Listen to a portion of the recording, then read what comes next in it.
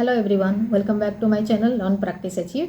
आज हम यहाँ पे शुरू करेंगे क्लास 9th मैथ्स के सिलेबस जो न्यू एनसीईआरटी सिलेबस के ऊपर बेस्ड है और चैप्टर नंबर 9 सर्कल्स। ठीक है, सर्कल्स। ये वीडियो में आपको मिलेगा clear explanation of the questions given. उसके साथ साथ क्वेश्चन के हिसाब से हम डायग्राम या फिगर ड्रॉ करेंगे और उसी के बेसिस पे हम आंसर फाइंड आउट करेंगे। इसके अलावा इस वीडियो में आज हम डिस्कस करेंगे बहुत सारी इंपॉर्टेंट टिप्स, ट्रिक्स और उसके साथ साथ कंसेप्ट क्लियरिंग मैं आपकी करूँगी और बहुत सारे और चीज़ हैं जो आप देखना पसंद करोगे। सो लेट्स स्टार्ट करते हैं। Question number 4। If a line intersect two concentric circle. Concentric circle मतलब क्या है? Circles with the same centre. दो सर्कल होंगे, दोनों सर्कल का जो सेंटर होगा वो सेम होगा। ठीक है, विथ सेंटर ओ। दोनों सर्कल का सेंटर ओ है और एक सर्कल के अंदर दूसरा सर्कल। ठीक है, समझ में आ गया। Then with centre O at A B C D prove that A B is equal to C D.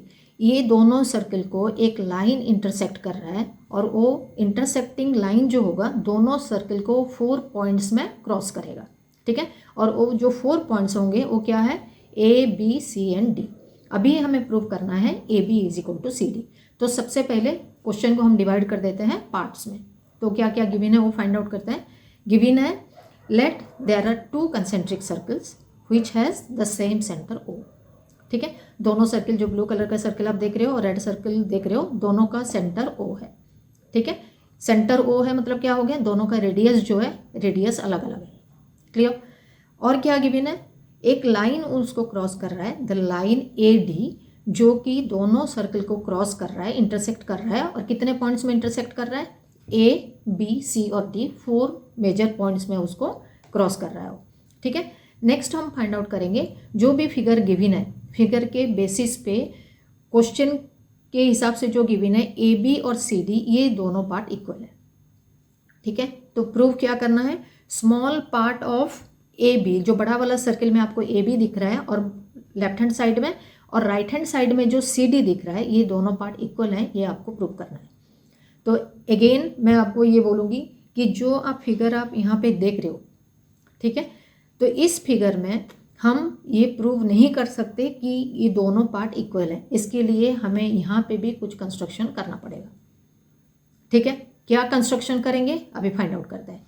ठीक है, तो कंस्ट्रक्शन में हम, जैसे लास्ट टाइम मैंने आपको बताया था कि जो चैप्टर हम पढ़ते हैं उस चैप्टर में जो थ्योरम होता है, थ्योरम के बेसिस पे हम कंस्ट्रक्शन करते हैं। तो यहाँ पे फर्स्ट कंस्ट्रक्शन हमें करना पड़ेगा। जो सेंटर है, सेंटर से एक परपेंडिकुलर लाइन ड्रॉ करेंगे that is equal to O M, जो कि ए डी जो लाइन है, इंटरसेक्टिंग लाइन है, उसके ऊपर वो परपेंडिकुलर बनेगा। ठीक है, तो ओ से लाइन ड्रॉ करा हमने ओ एम, और जो एंगल बनेगा, angle M is equal to 90 degree.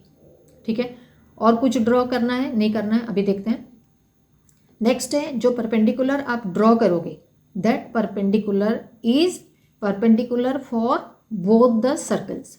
अब देखो जो ए डी बड़ा सा लाइन आपको दिख रहा है, ग्रीन वाला लाइन, वो ग्रीन वाला लाइन बड़ा वाला सर्कल के लिए है, और उसके अंदर जो छोटा सर्कल है जो बी सी है, बी सी भी उसी लाइन का ही एक पार्ट है। तो हमने जो परपेंडिकुलर ड्रॉ किया वो परपेंडिकुलर दोनों लाइन के लिए यूज हो सकता है। ठीक है, तो कंस्ट्रक्शन जब आप करते हो इस चीज़ को ध्यान रखो कि किस टाइप का आप कंस्ट्रक्शन करोगे जिसमें से कि आपको आंसर इजीली मिल जाएगा। क्लियर? अभी नेक्स्ट स्टेप में हम फाइंड आउट करेंगे कि कैसे करके इसको प्रूव करना है।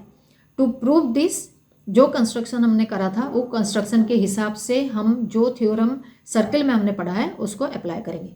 ठीक है, तो अगर आप बिगर सर्कल देखते हो, ब्लू वाला सर्कल, ब्लू वाला सर्कल में ए डी जो इंटरसेक्टिंग लाइन है, what is A D here? A D is the chord of this circle. Blue वाला सर्कल का ए डी कॉर्ड हो गया। ठीक है, आपने वहाँ पे परपेंडिकुलर ड्रॉ किया ओ एम। तो अगर कोई कॉर्ड के ऊपर अगर हम परपेंडिकुलर ड्रॉ करते हैं फ्रॉम द सेंटर, तो क्या हो जाएगा? It will divide the chord into 2 equal halves. ठीक है, अगेन अगर आप छोटा वाला सर्कल देखोगे, रेड वाला सर्कल देखोगे, तो B C is the chord of that circle, और उसी बी सी के ऊपर again O M is the same perpendicular. तो ये भी क्या करेगा? बी सी को 2 इक्वल पार्ट्स में डिवाइड करेगा, क्योंकि अकॉर्डिंग टू द थ्योरम हमने ये पढ़ा है कि the perpendicular from the centre of the circle to the chord divide the chord into 2 equal halves. ठीक है। तो दोनों केस में OM सेम परपेंडिकुलर है, लेकिन दोनों के लिए वो अलग अलग काम कर रहा है। ठीक है, समझ में आ गया। तो जो भी सर्किल हमने ड्रॉ करा है उसी के बेसिस पे अभी हम rest of the part find out करेंगे। कैसे फाइंड आउट करेंगे? जो आंसर हमने अभी निकाला थ्योरम के बेसिस पे, उसी के बेसिस पे हम फाइंड आउट करेंगे whether AB is equal to CD और नॉट। तो OM bisecting AD since OM is perpendicular to AD। ठीक है, OM और AD परपेंडिकुलर हो गया, और क्योंकि OM परपेंडिकुलर है तो वो कॉर्ड को क्या करेगा, 2 इक्वल पार्ट्स में डिवाइड कर देगा। तो AM is equal to MD हो गया। अगर ये वाला पार्ट हम लेते हैं यहाँ से यहाँ, this is equal to the part from here to here. ये हो गया आपका equation number 1। In the same way अगर हम अंदर वाला सर्कल को देखेंगे तो उसका कॉर्ड हो गया BC। ठीक है, also OM is perpendicular to BC। तो अगर BC में परपेंडिकुलर होता है तो OM क्या करेगा, BC को भी बाइसेक्ट कर देगा। अगर BC को बाइसेक्ट करा तो BC का जो 2 पार्ट्स है वो 2 पार्ट्स क्या क्या है, BM और MC। ये नीचे वाला पार्ट देखो, यहाँ से यहाँ और यहाँ से यहाँ। So this part is equal to this part, और जो अपर वाला पार्ट हमने लिया था this part is equal to this part. So ये इक्वेशन नंबर 1 और इक्वेशन नंबर 2 हो गए। ठीक है, so on the basis of this 2 equation हम अभी फाइंड आउट करेंगे whether the rest of the parts are equal और नॉट। तो हम क्या करेंगे, इक्वेशन नंबर 1 और इक्वेशन नंबर 2 को अभी सब्ट्रैक्ट कर देंगे। तो इक्वेशन नंबर 1 में था हमारा AM। ठीक है, इक्वेशन नंबर 2 में है हमारा BM। जो लेफ्ट हैंड साइड वाला पार्ट को लेफ्ट हैंड साइड का पार्ट से माइनस करेंगे, राइट हैंड साइड वाला पार्ट को राइट हैंड साइड से माइनस करेंगे। ठीक है, जब हम माइनस करेंगे तो क्या आएगा, AM minus BM। Left hand side को ये दोनों को माइनस कर दिया हमने। ठीक है, तो AM पूरा पार्ट था यहाँ तक, BM इतना पार्ट था, तो कौन सा पार्ट बाकी रह गया, दिस पार्ट। ठीक है, AM minus BM is equal to MD minus MC। MD कौन सा पार्ट था, ये वाला पार्ट। ठीक है, यहाँ से लेके यहाँ तक, और उसके बाद हमने MC माइनस कर दिया अंदर वाला पार्ट, तो कौन सा पार्ट रिमेनिंग रह गया, ये part.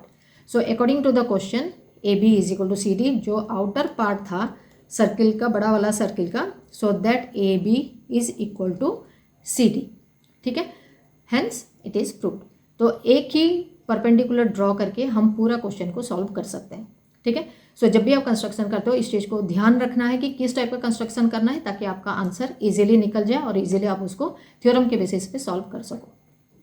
Done, clear? Okay students, जो क्वेश्चन आज हमने डिस्कस किया है आपको जरूर समझ में आ गया होगा। यहाँ पे कुछ थ्योरम्स का भी एप्लीकेशन करा हुआ है। ठीक है, और हमने फाइंड आउट करा है जो सोल्यूशन बहुत ही ईजी हुए हैं। So to get more, subscribe to my channel and don't forget to hit the bell icon to get all my new upcoming videos. Thank you for watching.